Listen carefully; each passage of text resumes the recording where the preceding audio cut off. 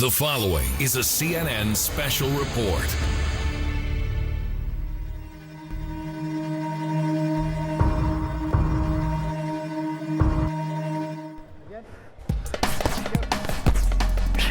Teaching cage fighting to recently released terror convicts. Tighten out through the hip. One man's surprising and unorthodox game plan to lower the risk of an attack on the London Olympics. This environment challenges you from the very beginning. Let's go. British authorities say his method is working like nothing has before.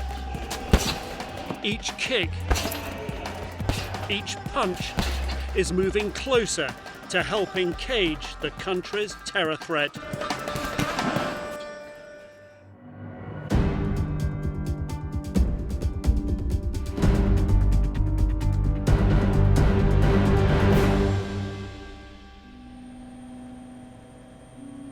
The Olympic Stadium, London's newest landmark, ready to welcome the world. Beyond it, the fast-changing skyline of East London, a part of the city that's seen a remarkable renaissance. But these streets, in the shadow of the stadium, are also home to a much more sinister presence. An area that's got a huge deviant subculture. An area constantly under surveillance. Whether it be an Islamic extremist deviant subculture or whether it's a criminal deviant subculture.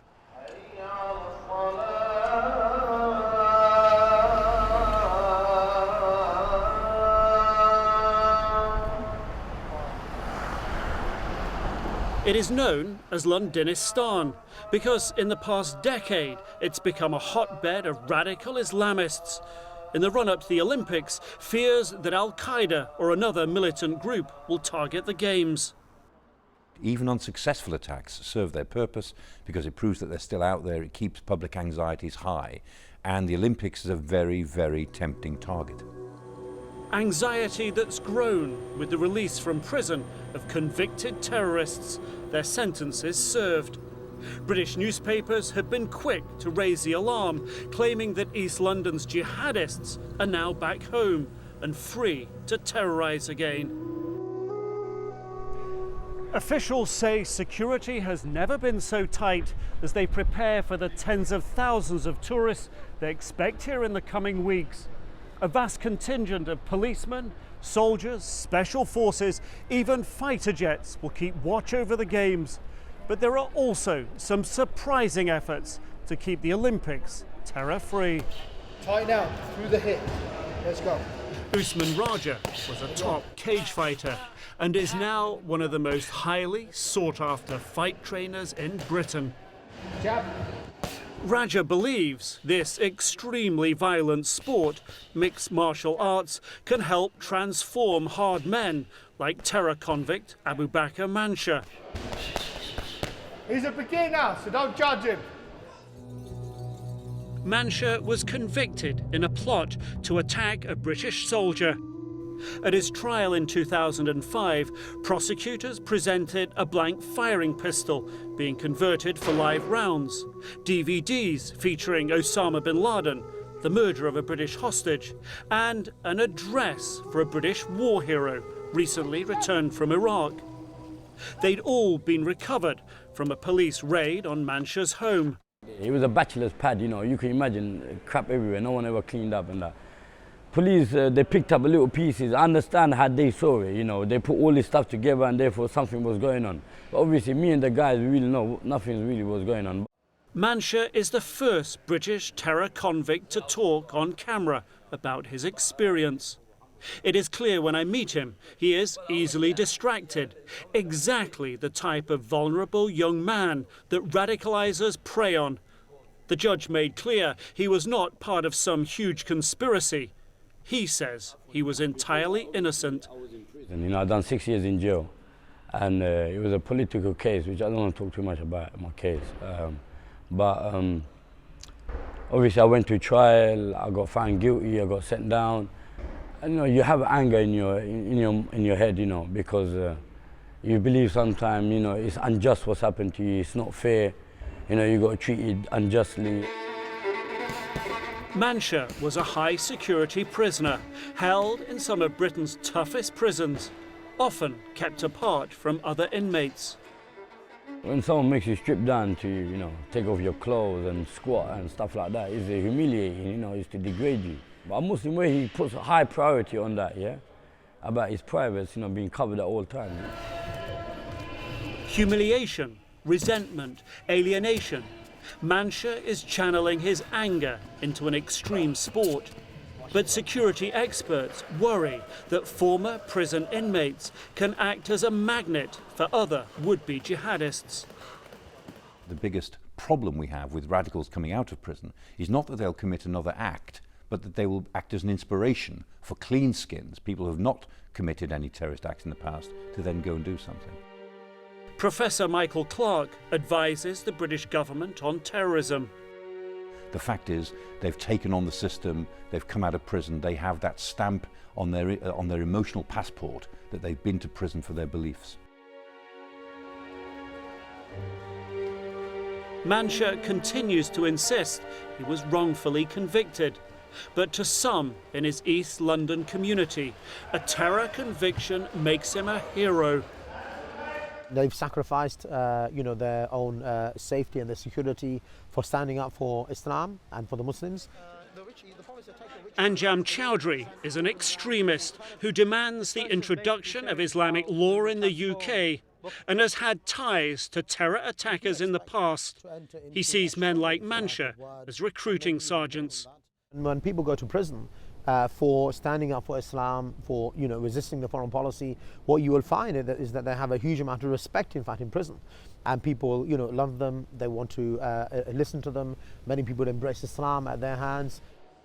Now that he is out of jail, Mansha is in the middle of a tug of war. Islamist radicals pulling him one way, Usman Raja the other. I don't look at it as de-radicalization. What we're doing here is, this is very, very, very old. This is a methodology that, it's a 1400-year-old methodology. For his efforts, Raja has earned the undying hatred of radicals like Chowdhury. People like Usman Raja and others, you know, have apostated from Islam. They're no longer in Islam, is what you're saying? Yes, I believe that they have, you know, apostated, and they've gone outside of the fold of Islam because of their allegiance with the British government against the Muslim community. But Raja is anything but a government lackey. He has earned respect the hard way.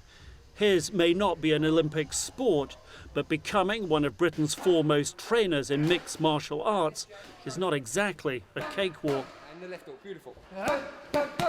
It's famous around the gyms, leave your ego at the door. Because you bring that thing in here with you, we will take it away from you. You might call it knocking sense into the militants, but Raja's approach is a lot more sophisticated than that. This environment challenges you from the very beginning. Any idea you've got of yourself, that will be challenged as soon as you come in here. Once that idea of yourself is challenged and that opening happens, we're able to go in and start dismantling that perception. Just jab. Yeah.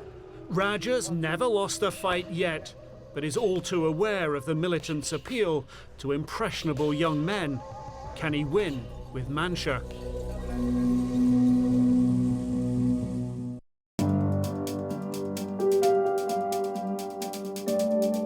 So what you're doing is shoulder to knee with a fast whip. So you just say boom, boom, boom, yeah?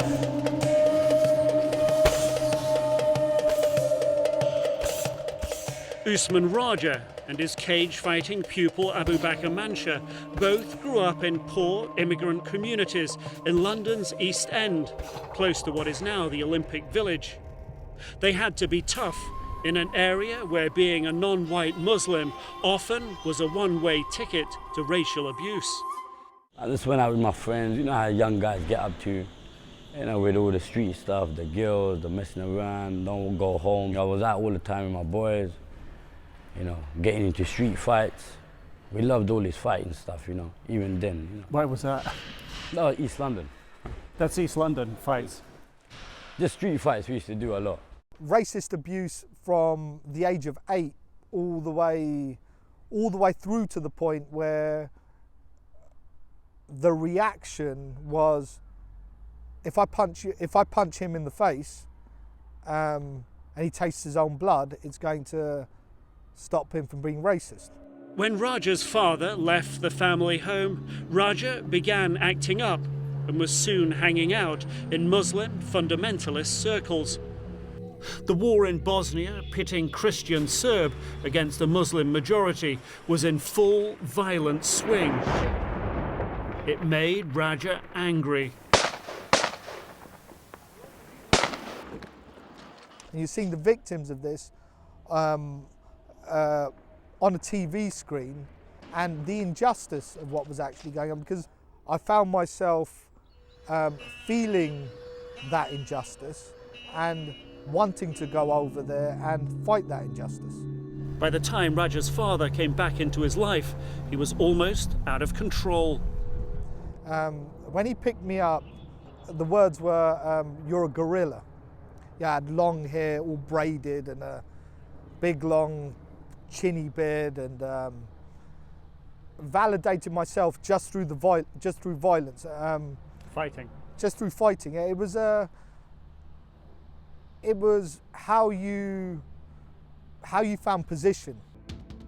His father began channeling his errant energy into disciplined, controlled training.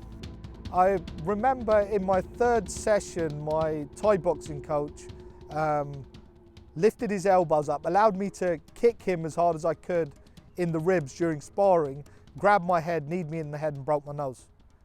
And that woke me up.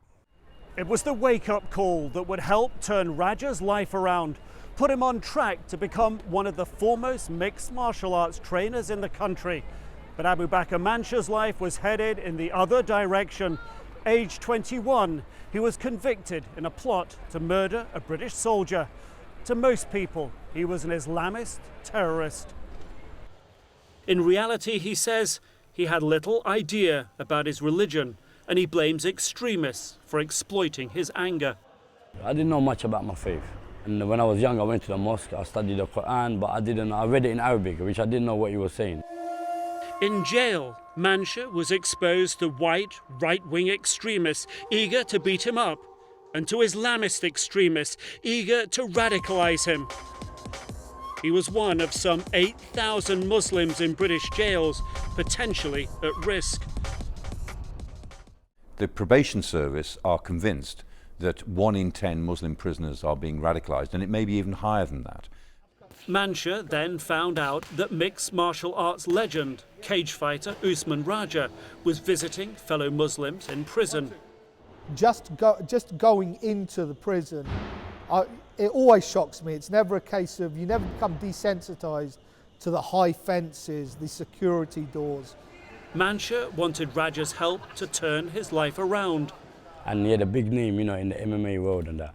So I wanted to meet him and just to see, you know, and plus he's a Muslim brother as well, you know, we got a lot of things we can relate to. The probation service granted Raja permission to visit Mansha. And I had to wait the extra 10 minutes while they went and got Abu Bakr out of segregation. And I went in and straight away there was a connection, because there was a good intention there on Abu Bakr's part. Raja got Mansha's immediate and unconditional respect. Yeah, we clicked straight away. As soon as I met him, we clicked straight away. Me and him got along very well because we got a lot of things in common. You know, our family backgrounds are the same. We come from the same place back home. What started behind bars continues in Raja's gym, where he works to shape both Mansha's body and his mind. Abu Bakr, hands up. So does Raja's blend of raw power and subtle spiritual sophistication work. Can he really change the mindset of Mansha and other former convicts? No small question, with the Olympics literally and figuratively just around the corner.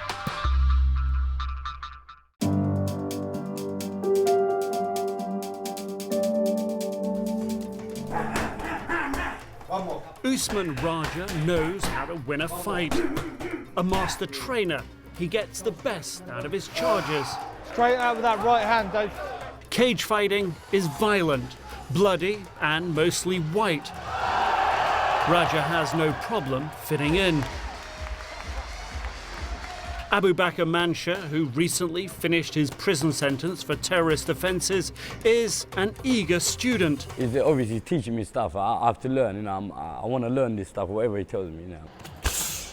Through fists and feet, Raja is drawing him away from radicals. The first aspect that you challenge is his idea of himself. In jail, Mansha was one of the toughest.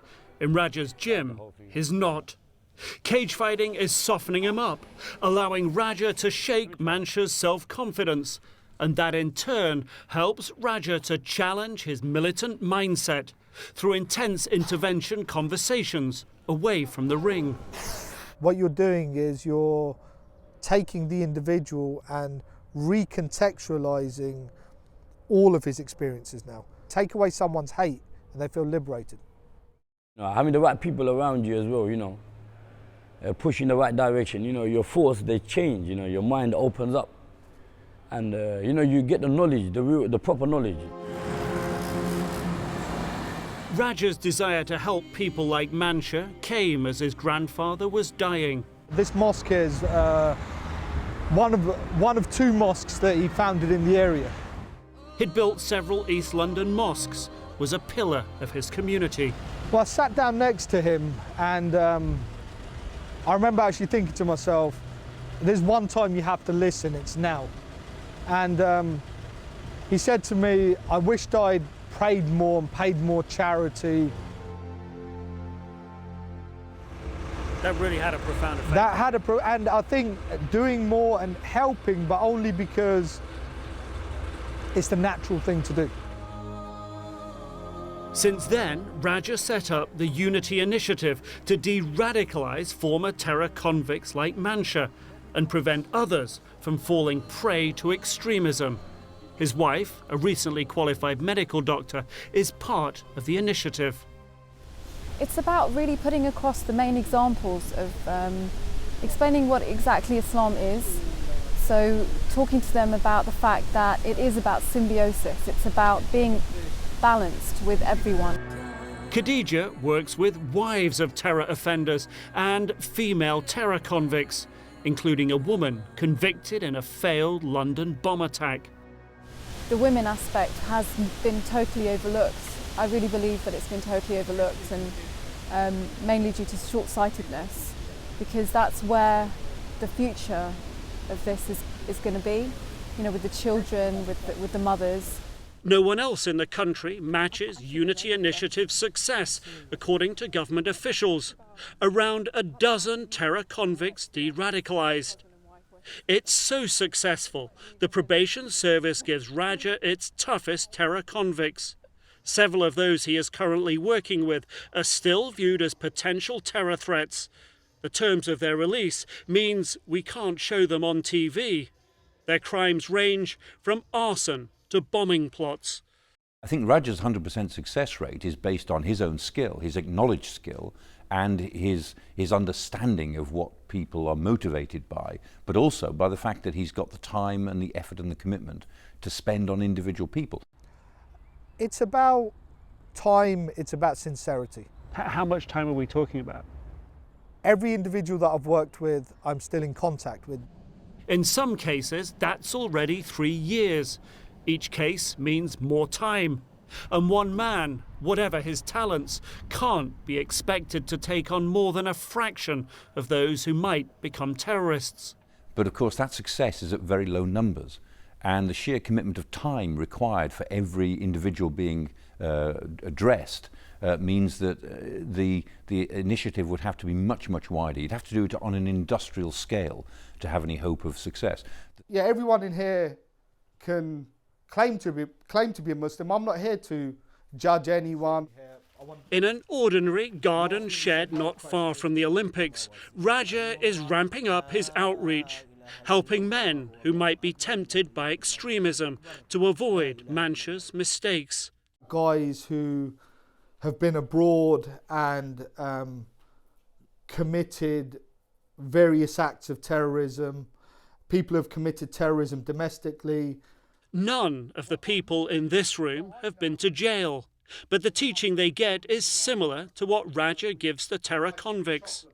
Under the direction of this man, Raja's religious teacher, Sheikh Ali Qadir, who is widely respected in his Muslim community. To know your Lord means the best of you will come out. Subhanallah. And the best of you to come out is inherent in every human. Everyone wants to be the best. Everyone wants to be somebody. The message, their religion is about peace, humanistic understanding, an intrinsic spiritual pathway.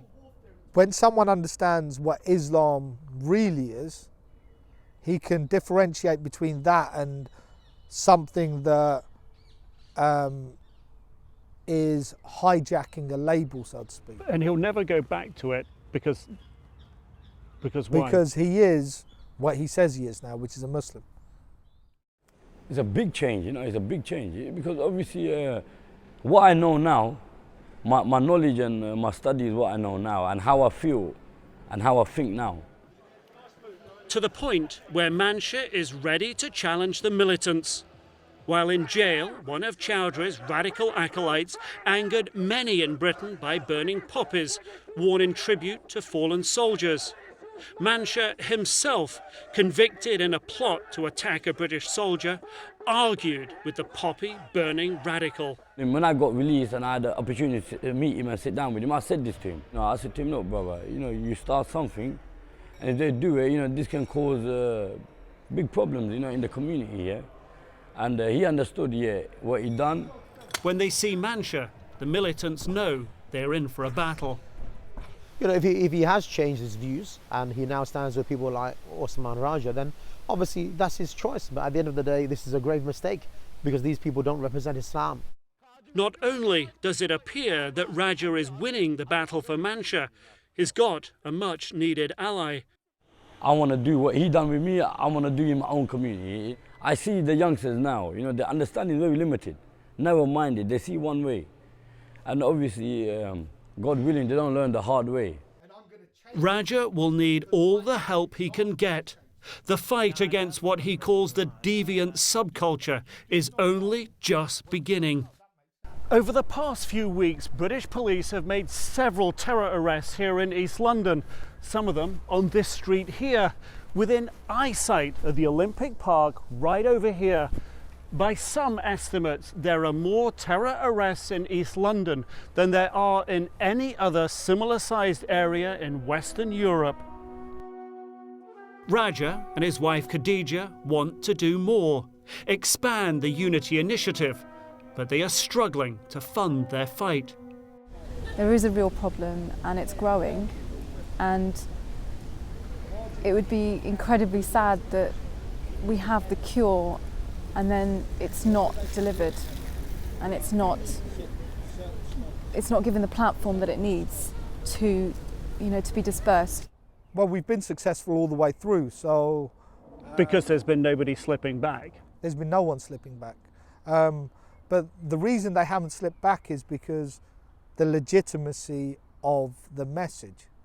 You can't argue with something that's legitimate.